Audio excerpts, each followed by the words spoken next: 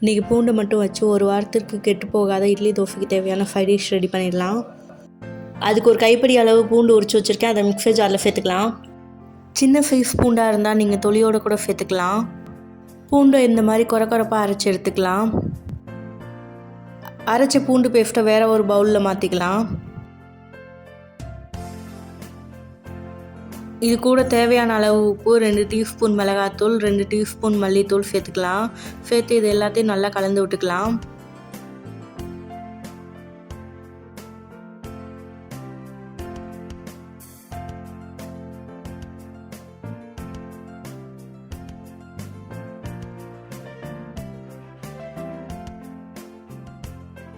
மசாலா எல்லாத்தையும் அரைச்ச பூண்டு பேஸ்ட்டோடு நல்லா கலந்து விட்டாச்சு. அது கூடவே 2 ஸ்பூன் நல்லெண்ணெய் சேர்த்து கலந்து விட்டுக்கலாம்.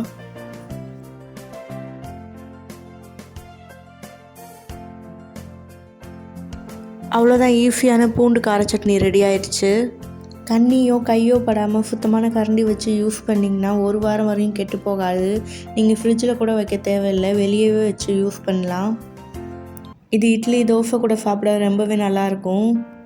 அதோட பூண்டு நல்லெண்ணெய்லாம் உடம்புக்கு ரொம்பவே நல்லது.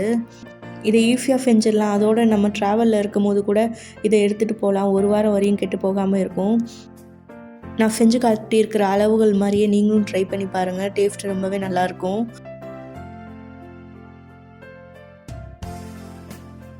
உங்களுக்கு இந்த வீடியோ பிடிச்சுன்னா நம்ம சேனலை மறக்காமல் சப்ஸ்கிரைப் பண்ணி வச்சுக்கோங்க. கூடவே பெல் பட்டனை கிளிக் பண்ணி வச்சுக்கோங்க.